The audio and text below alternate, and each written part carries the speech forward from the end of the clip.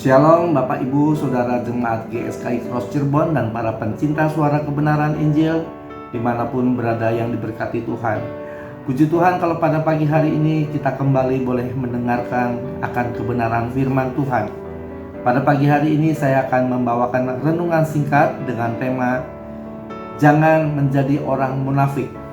Bapak Ibu Saudara yang terkasih di dalam kasih Kristus, marilah kita buka Alkitab kita di dalam 1 Yohanes 1 ayatnya yang ke-6. Demikian bunyinya.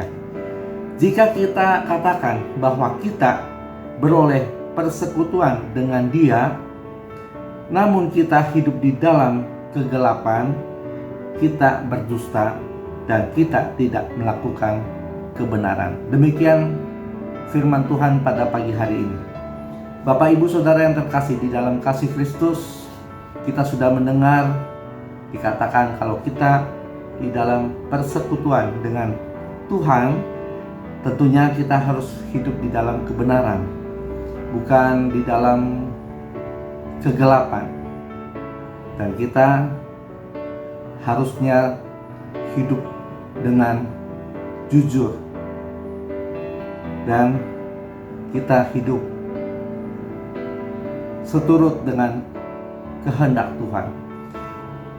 Banyak orang Kristen yang sudah kita lihat, baik jemaat atau pekerja gereja atau pelayan-pelayan gereja, termasuk hamba-hamba Tuhan. Kalau sudah di gereja Bapak Ibu Saudara terkasih, kalau kita berbicara tentang pelayan-pelayan gereja yang ada, misalnya kita ambil contoh singer.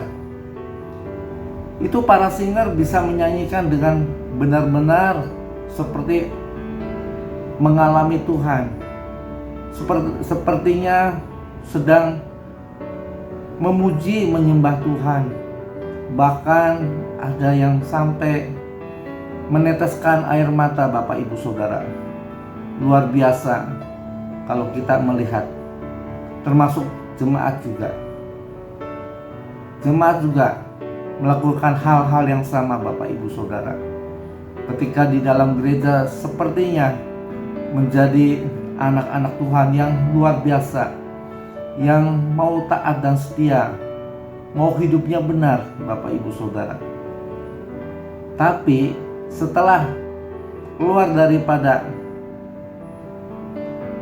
ruang gereja, hidupnya sudah berbeda Bapak Ibu Saudara.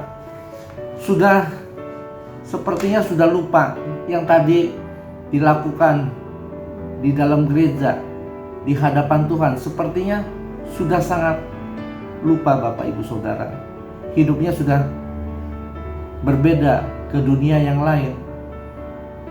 Jadi kalau kita lihat orang-orang seperti ini, luar biasa Bapak Ibu Saudara. Sepertinya orang rohani banget. Kalau ketemu orang bisa shalom, puji Tuhan, haleluya, Tuhan berkati, segala macam dia bisa katakan. Tapi setelah itu Bapak Ibu Saudara, hidupnya sudah beda dengan apa yang ada di gereja. Hidupnya sudah di dalam dunia yang sebenarnya. Dia bisa hidup untuk berkumpul-kumpul yang tidak ada arah tujuan Bapak Ibu Saudara. Yang hura-hura, yang kumpul, mungkin bisa bergosip sana sini. Seperti itu Bapak Ibu Saudara. Wajahnya seperti wajah yang tidak berdosa Bapak Ibu Saudara. Seperti itu. Nah, kita kalau hidup di dalam Tuhan tidak bisa demikian Bapak Ibu Saudara. Kita tidak bisa seperti bertopeng, bermuka dua. Tuhan tidak suka.